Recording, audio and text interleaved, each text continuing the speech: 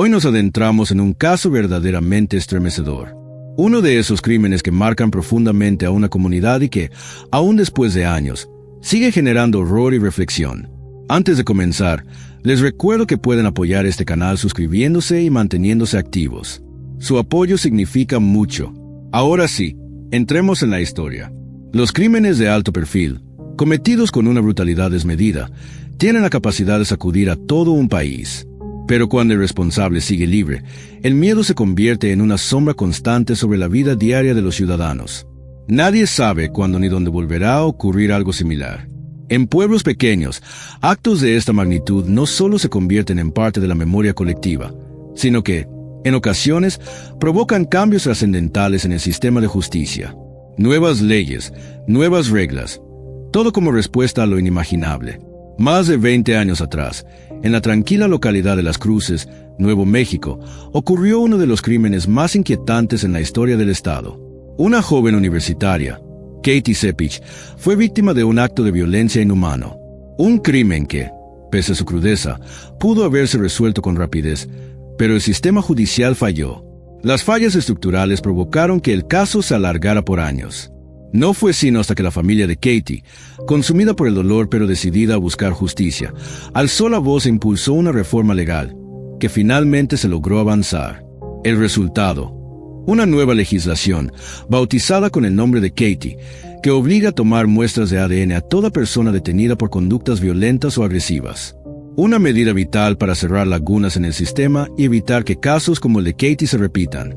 Catherine Jenne Cepich, conocida simplemente como Katie por sus amigos y seres queridos, nació el 18 de julio de 1981 en los suburbios de Las Cruces, en el condado de Doña Ana, Nuevo México. Era la mayor de 3 hermanos. Su familia, unida y amorosa, le inculcó desde pequeña valores sólidos y el amor por el conocimiento. Katie creció rodeada del cariño de sus padres y la complicidad de sus hermanos. Desde muy joven mostró ser una estudiante destacada, con una mente brillante especialmente inclinada hacia las ciencias. Con el paso del tiempo, decidió seguir la carrera de economía en la Universidad Estatal de Nuevo México. Sus padres, al enterarse, no pudieron estar más orgullosos. No solo por su elección, sino porque eso significaba que seguiría cerca de casa. Katie optó por no vivir en los dormitorios universitarios. Prefirió rentar un pequeño departamento en planta baja, que compartía con una amiga cercana. El lugar quedaba a tan solo 10 minutos caminando del campus. Cada una tenía su habitación y la convivencia era armoniosa. Fue durante su tercer año en la universidad que Katie conoció a Joshua Visov, o simplemente Joe, como le decían sus amigos, un estudiante de bioquímica un año mayor que ella. Desde el primer momento, la conexión entre ambos fue evidente. Su relación avanzó rápido, y en pocos meses ya se habían presentado a sus respectivas familias, quienes aprobaron la unión sin reservas. Joe era originario de Albuquerque, la capital del estado. Tras graduarse, planeaba regresar allá para trabajar en el negocio familiar. Eso significaba que él y Katie tendrían que mantener una relación a distancia por un tiempo, ya que ella aún tenía un año más para terminar sus estudios. Pero antes de partir, Joe le propuso matrimonio.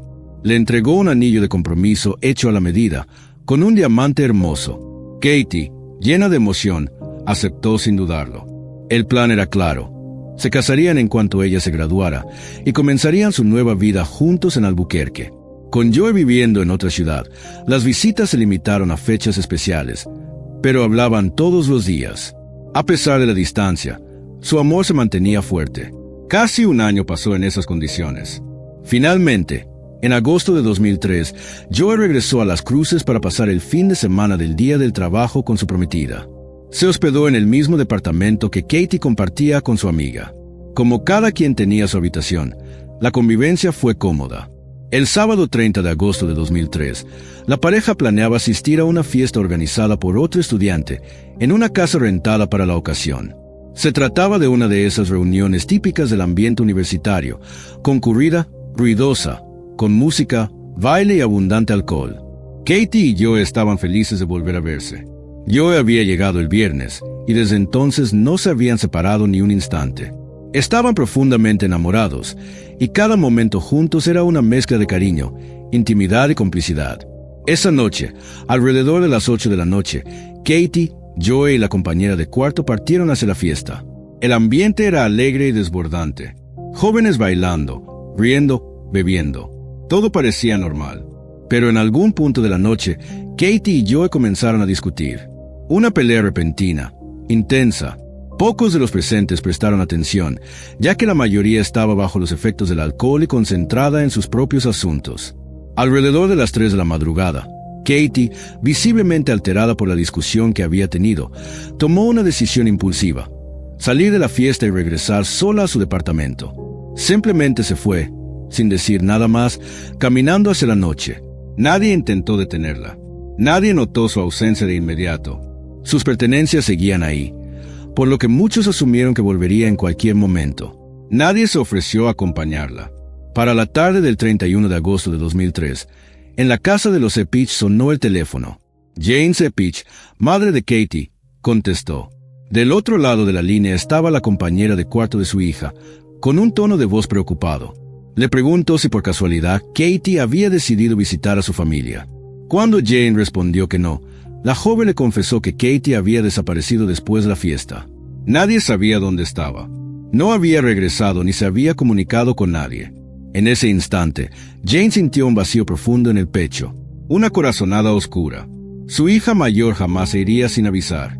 No era su forma de ser. Alarmados, familiares y amigos comenzaron a movilizarse. Se contactó de inmediato a la policía para reportarla como desaparecida.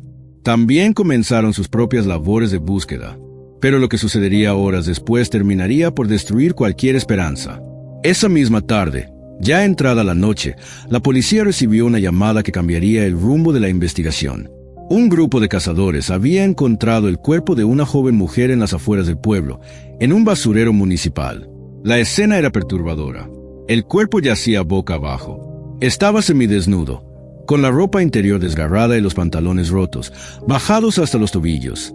Todo indicaba una agresión brutal, claramente dirigida. No se halló ninguna forma de identificación en el lugar. Pero debido al reporte de desaparición que ya estaba en curso, los oficiales temieron lo peor, que se tratara de Katie Cepich.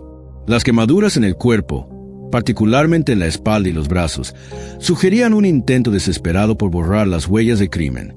El asesino había rociado gasolina y prendido fuego al cadáver, pero el fuego se extinguió rápidamente, dejando partes intactas. Sin saberlo, el agresor había fallado en su intento. Lo que quedó fue evidencia vital para la investigación, incluyendo material genético. Cuando las autoridades contactaron a la familia Cepich para informarles que se había encontrado el cuerpo de una mujer con características similares a las de Katie, la devastación fue inmediata. El padre de Katie fue el encargado de hacer el reconocimiento. A pesar del daño que presentaba el cuerpo, supo de inmediato que era su hija. Ya no había esperanzas. Ya no había dudas. La autopsia confirmó lo que todos temían. Katie fue víctima de una agresión extremadamente violenta.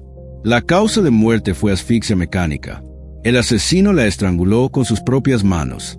Su cuerpo mostraba múltiples heridas defensivas, especialmente en los brazos, señales claras de que luchó con todo lo que tenía.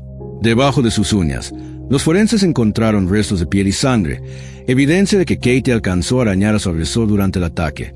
Gracias a material biológico recuperado, tanto del cuerpo como de debajo de sus uñas, se logró extraer un perfil de ADN.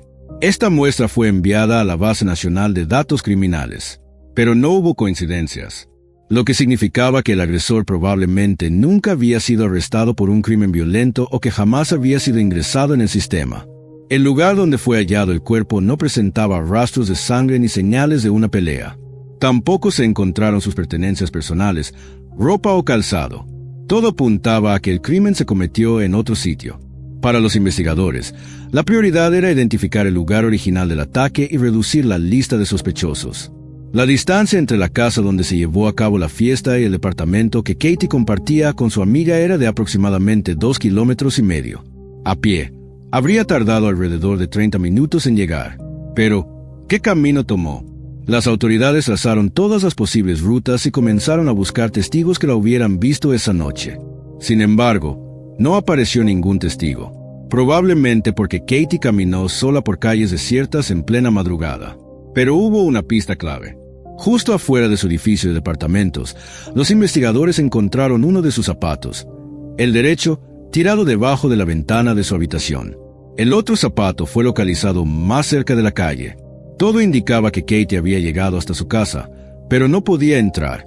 Había olvidado su bolso en la fiesta, donde llevaba su celular y sus llaves. Posiblemente, en un intento por entrar, decidió trepar por la ventana de su habitación. Fue en ese momento de vulnerabilidad cuando su atacante aprovechó para interceptarla. En la grava que rodeaba la ventana, se encontraron señales de lucha.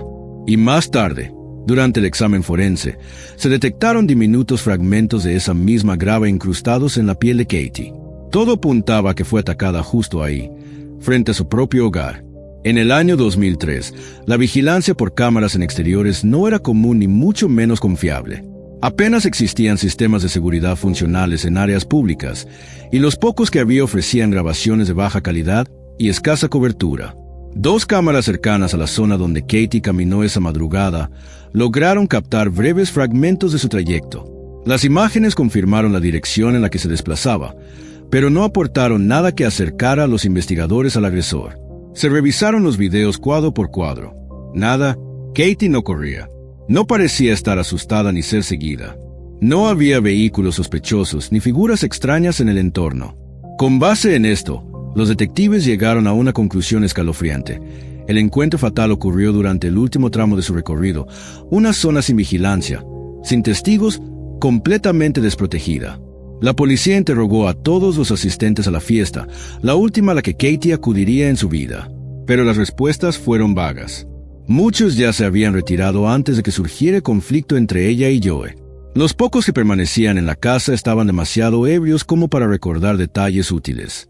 Algunos pensaron que Katie volvería, otros creyeron que Joe la seguiría.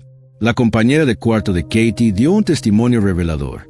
Afirmó que Joe, tras haber bebido bastante, comenzó a coquetear con otra invitada, y esa joven terminó besándolo. Katie presenció todo. Fue esa escena la que provocó la discusión entre la pareja. Una pelea intensa, de unos 10 minutos, que parecía haberse calmado después. Todos pensaron que el drama había quedado atrás. Pero media hora más tarde, Katie, dolida y aún visiblemente afectada, decidió marcharse, tal vez esperando que Joe la alcanzara. Y lo hizo. Joe salió tras ella, pero regresó poco después. Al ver que Katie había dejado su bolso en el sillón, con el celular adentro, intentó llamarla. Lo extraño fue que, a pesar de que el teléfono sonaba a su lado, insistió una y otra vez como si no lo escuchara. Esta actitud llamó la atención de los investigadores. Pronto decidieron traerlo a declarar formalmente en la estación. Durante el interrogatorio, su nerviosismo fue evidente. Cambiaba su versión, dudaba. Dijo haber seguido a Katie para asegurarse de que llegara bien, pero que la perdió de vista. Aseguró que llegó hasta el edificio donde ella vivía, pero no la encontró. Cuando se le preguntó por qué no tocó la puerta o intentó asegurarse de que hubiera entrado, no supo qué responder. Entonces los detectives le informaron que habían recuperado evidencia biológica del cuerpo de la víctima. Le pidieron, de forma voluntaria, una muestra de ADN. La reacción de Joe fue inmediata. Pidió un abogado y se negó a seguir hablando. Esa negativa solo aumentó las sospechas en su contra. En ese momento, la ley no permitía obligar a un individuo a entregar una muestra de ADN sin una orden judicial, y el abogado de Joe se movió rápidamente para bloquear cualquier intento en ese sentido. La policía tuvo que buscar otra forma de obtener pruebas que lo vincularan o lo descartaran como sospechoso. Como se sabía que Joe y Katie habían mantenido relaciones íntimas la noche anterior, en la habitación de departamento que ella compartía con su amiga, los detectives recuperaron las sábanas de la cama, con la esperanza de encontrar material biológico útil. Todos los otros hombres que habían estado en la fiesta cooperaron con las autoridades sin dudarlo, entregando voluntariamente sus muestras de ADN para limpiar su nombre. Los análisis en las sábanas confirmaron la presencia de ADN masculino, pero no coincidía con el material encontrado bajo las uñas de Katie ni en su cuerpo. Cuando Joe supo esto, finalmente accedió a entregar su muestra. Más tarde explicó que su negativa inicial se debió al miedo de ser falsamente acusado, dado que había estado con Katie la noche anterior. Temía que su ADN pudiera ser malinterpretado. El brutal asesinato de una joven universitaria en un pueblo hasta entonces pacífico no tardó en convertirse en el tema más comentado de la región. Pronto, comenzaron a circular rumores. Se hablaba de un posible depredador serial que se movía entre estados, atacando mujeres que caminaban solas por la noche. La tensión crecía y el pánico se instaló en la comunidad. La policía entendió que enfrentaban algo más grande. Lanzaron una investigación exhaustiva, revisando otros casos de ataques similares, incluso aquellos que no habían sido resueltos. Se envió una solicitud federal para cruzar el ADN recuperado con el de crímenes no resueltos en todo el país. El objetivo era claro, saber si el agresor había cometido otras atrocidades. Pero no hubo coincidencias. Ningún caso encajaba. La investigación, una vez más, se estancó. Mientras tanto, el miedo se apoderaba de las cruces. Apenas comenzaba el año escolar, pero muchas jóvenes evitaban salir solas, especialmente de noche. La idea de que el responsable seguía libre provocaba un sentimiento generalizado de inseguridad. Nadie se sentía a salvo. Entre las líneas de investigación, se consideró el robo como un posible móvil. Varios testigos recordaron que Katie llevaba puesto su anillo de compromiso aquella noche. Una joya valiosa, con un diamante, regalo de Joe. Pero el anillo no estaba en su cuerpo, ni fue encontrado en la escena. Todo apuntaba a que el agresor se lo llevó consigo. Cuando se hizo público que el anillo de compromiso de Katie no había sido encontrado, muchas mujeres en las cruces comenzaron a dejar usar joyas costosas al salir de casa. Lo hacían con la esperanza de no atraer la atención equivocada.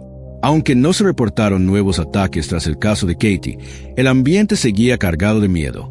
La ciudad exigía justicia. La policía revisó todas las casas de empeño del condado. Nada. El anillo no había sido vendido ni intercambiado en ningún comercio local. Sin embargo, surgió otra pista. Muy cerca del lugar donde se halló el cuerpo de Katie, en el vertedero municipal, los investigadores encontraron huellas de neumáticos. El patrón de la banda de rodamiento era lo suficientemente claro como para identificar el modelo y fabricante. Se trataba de llantas comúnmente usadas en camionetas pick-up, pero sin una placa, marca específica o color del vehículo, localizarlo era casi imposible.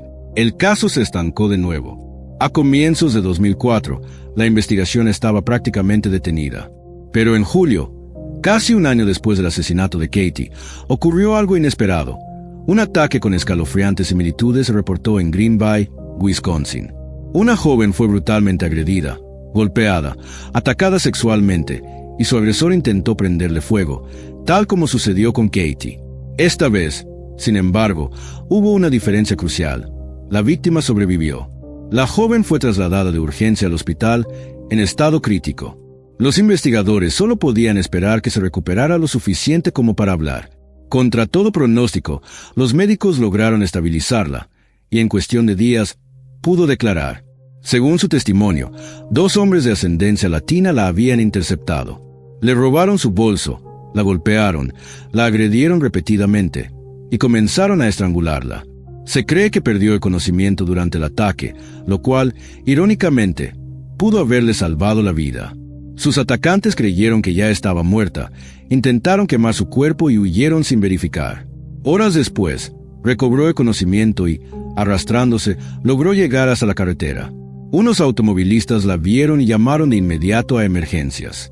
Gracias a su relato, se elaboraron retratos hablados de los 2 sospechosos.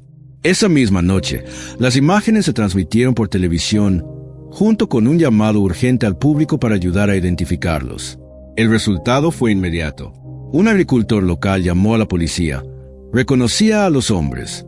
Eran 2 de sus trabajadores temporales, Gregory Morales y Giovanni Niatu. Ambos eran originarios de Nuevo México. Según su empleador, solían viajar ocasionalmente a su estado natal para visitar a sus familias. Parecía que finalmente ambos casos estaban por resolverse. Solo se necesitaban muestras de ADN para confirmar la relación con los crímenes. Pero cuando se enteraron de que estaban siendo buscados, Morales y Niatu huyeron. Pasaron 3 meses antes de que pudieran ser capturados en Atlanta, Georgia. Pero lo que ocurrió después fue un golpe demoledor para los investigadores del caso Cepich. No cabía duda de que Morales y Niatu eran los responsables del ataque en Green Bay. Sin embargo, las muestras de ADN obtenidas de ellos no coincidían con el perfil genético recuperado del cuerpo de Katie. No había conexión. El caso de las cruces se volvió a estancar. Ya habían pasado más de 2 años, pero la familia Cepich no se rindió. Se negaban a permitir que el caso quedara en el olvido. Continuaron su campaña pública, presionando, recordándole a todos que el asesino de Katie seguía libre. Y entonces, En diciembre de 2006, casi 3 años y medio después del crimen, ocurrió lo inesperado. Llegó la primera gran revelación. Un perfil de ADN ingresado recientemente en la base nacional coincidía con la muestra desconocida recuperada del cuerpo de Katie Cepich. El nombre asociado a esa coincidencia era Gabriela Vila, un reincidente con antecedentes por robo a mano armada, agresión contra mujeres y distribución de sustancias prohibidas. Y sin embargo, por razones profundamente alarmantes, Gabriel nunca había sido obligado a entregar una muestra de ADN, pese a su historial delictivo. En al menos 2 de sus casos previos, fue declarado culpable sin necesidad de evidencia forense, por lo que jamás se solicitó el análisis genético. Una omisión crítica que resultaría fatal. Lo más escalofriante de todo es que Gabriela Vila había sido arrestado apenas 2 meses después del asesinato de Katie, por intentar atacar a otra mujer. Había irrumpido en su departamento por la ventana y la agredió mientras dormía, pero no se percató de que había otra persona en la habitación. Ambas mujeres lograron defenderse, se encerraron en el baño con un teléfono y llamaron al 911. A pesar de esto, Gabriel no recibió un castigo severo. Ni siquiera se le tomó una muestra de ADN. El caso se complicó y, gracias a un abogado defensor hábil, fue liberado con una simple promesa de no abandonar la ciudad. Naturalmente, desapareció poco después y al no haber una condena formal, el caso fue archivado en silencio. Durante la revisión del caso, también salió a la luz otro detalle. Gabriela Vila poseía una camioneta pick-up. Un dato que, de haberse seguido en su momento, podría haber cambiado el curso de toda la investigación. Con nueva fuerza en el caso y una pieza clave de evidencia genética en sus manos, los detectives dieron el siguiente paso. Localizaron a la exesposa de Gabriela Vila, quien había vivido con él en la época en que ocurrió el crimen. Para sorpresa del equipo, la mujer accedió a colaborar y reveló información crucial. Uno de los datos más importantes fue su hallazgo de un anillo de diamantes en la guantera de la camioneta de Avila. Era una pieza costosa y refinada, claramente de compromiso. No era de su talla, así que asumió que pertenecía a otra mujer, tal vez una amante secreta de Gabriel. En lugar de confrontarlo de inmediato, decidió guardar el anillo como prueba de su infidelidad. Pero antes de que pudiera hacerlo, Avila fue arrestado por otro delito y desapareció nuevamente mientras estaba en libertad bajo fianza. Tiempo después, la mujer entregó la joya a la policía. Se trataba, sin lugar a dudas, del anillo de compromiso personalizado que Joel le había dado a Katie Cepich. La última pieza del rompecabezas había encajado. Ya no había lugar para dudas. Solo faltaba una cosa, que el responsable hablara. Hasta ese momento, Gabriela Vila había negado toda implicación. Pero cuando los detectives pusieron el anillo frente a él, su expresión cambió por completo. La derrota se reflejó en su rostro. Sabía que lo habían alcanzado. Lo único que preguntó fue cómo habían encontrado el objeto que él creía perdido para siempre. Con toda evidencia en su contra, Avila finalmente decidió contar su versión. No buscaba redención, sino atenuar su condena. Su relato intentaba disminuir su culpabilidad, atribuyendo sus actos a un supuesto estado alterado por el consumo de sustancias ilegales. Dijo que aquella noche había ido a casa de un conocido para comprar droga. La usó de inmediato. Mientras regresaba, vio a Katie caminando sola por la calle. Le ofreció llevarla. Ella se negó. Avila insistió en que no la siguió, que solo quería asegurarse de que llegara bien. Pero cuando la vio intentando ingresar a su departamento por la ventana, se acercó y la atacó. Afirmó que no tenía intención de hacerle daño, que no estaba en su sano juicio. Pero tras agredirla, tomó conciencia de lo que acababa de hacer. Entró en pánico. En un intento desesperado por borrar toda evidencia, tomó la decisión de matarla. Gabriela Vila estranguló a Katie con sus propias manos. Luego colocó su cuerpo en la parte trasera de su camioneta y condujo hasta un basurero en las afueras de la ciudad. Antes de intentar quemar el cuerpo, le quitó el anillo. Sabía que podía ser identificado. Rociando gasolina sobre ella, encendió el fuego y se fue, creyendo haberlo destruido todo. Lo que ignoraba era que el fuego apenas alcanzó a consumir parte de la piel. La mayor parte de la evidencia forense permaneció intacta. En mayo de 2007, casi 4 años después del crimen, Gabriela Vila fue finalmente llevado a juicio. El jurado no tardó en encontrarlo culpable. Agresión, abuso, intento de violación, homicidio y robo. La sentencia fue clara: 70 años de prisión sin posibilidad de libertad condicional. Pero para los padres de Katie, eso no era suficiente. transformaron su dolor en acción. Con el apoyo de la sociedad y de figuras públicas, impulsaron una iniciativa para cambiar la ley. Lucharon por una legislación que exigiera la recolección obligatoria de muestras de ADN a toda persona arrestada, no solo condenada, por delitos violentos. Porque si esa ley hubiera existido en 2003, Gabriel Avila habría sido vinculado con el asesinato de Katie meses después del crimen, y no años más tarde. Hoy, esa ley lleva el nombre de su hija, la Ley Katie Cepich.